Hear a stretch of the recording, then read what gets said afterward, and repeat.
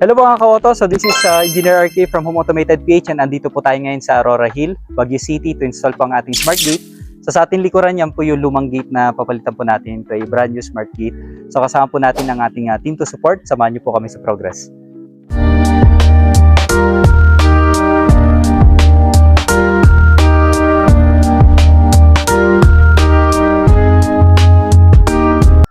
Hello mga ka-auto, so this is Engineer RK from Home Automated PH and day 4 na po tayo ng ating smart gate installation dito po sa may Aurora Hill, Baguio City.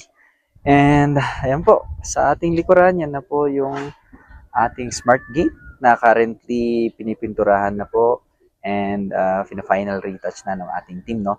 Ready na po ito for endorsement later. So yan. And target na po nating makomplete and within today is yung total wrap-up po ng ating project and ready to deliver na dun sa ating client, na dun sa owner, itong ating smart gate. So ngayon po is nakabakasyon pa sila pero yun po yung prepare natin para pagdating po nila is ready na for testing and for use. So ayan po, at napakaganda po ng panahon na naman, no? So thank you very much Lord. So for 4 days straight is consistent yung magandang weather and malaking bagay po sa amin na mga gate installers yung panahon. Okay, so ayan, baybayan nyo po kami sa progress for today and bale lahat po ng mga touch-ups na kailangan gawin is yun yung target natin for today. Activated naman yung system and then maybe a few minor tests pa.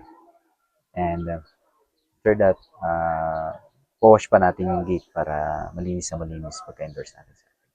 Okay.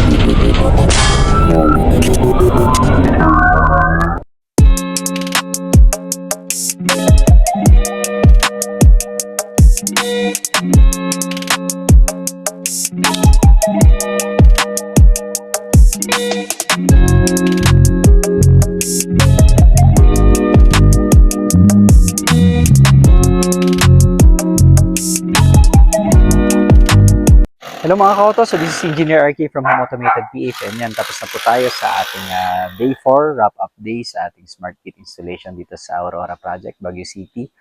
And sa ating likuran, yan na po yung ating completed na smart gate, no? And ready na po siya to endorse. So na-complete na po natin yung ating target for the day, which is yung ating painting works, yung retouching works, yung clean up, no? And wash up ng sa gate.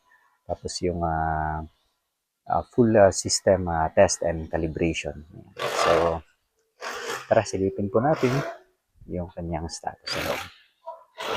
Okay, so, yan o, nasa slope terrain tayo mga ka-auto. Pansin nyo, no? Yung ating terrain is slope paakyat. So, yun pang uso dito sa Baguio City. Puro ganyan po dito. Yung mga properties merong slope. So, ito po yung ating flashing lamp. Ayan. So, nakasync po yan dun sa ating gate pag nag-open and nag-close. And ang design po natin is seamless yung ating pedestrian gate. No? Kapag nakasara siya, hindi ka nang pansin. Yan. And yun yung access ng mga owners natin pagpasok dito sa property. And sara muna natin yung pedestrian. Okay.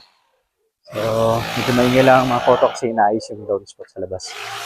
Pero sana naririnig nyo ako. Anyway,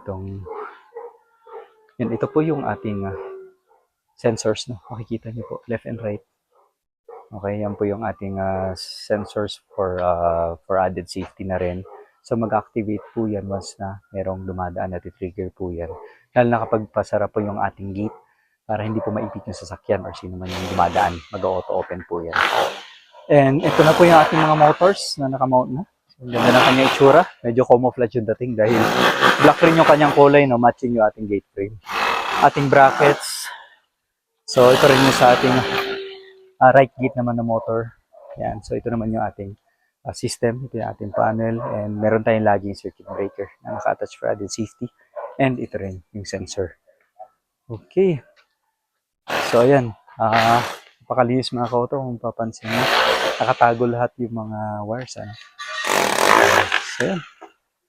Completed na yung ating project. And buti na kasama yung panahon. So, di na ulan. So, thank you Lord so much. So, yun, natapos natin on track yung ating project. No? So, and thank you for joining us mga kauto dito sa ating series, no? Dito sa ating Aurora project para sa ating smart gate. So, kung di pa po kayo nakasubscribe sa ating channel, pasubscribe na lang po and pwede nyo mag-like, mag-share, mag-comment sa ating mga videos. And follow nyo rin kami sa aming Facebook page. So, lahat na information nandiyan po sa my description. Okay? So, thank you for tuning in mga ka-auto. Again, this is Engineer RK from Automated PH. Empower your home.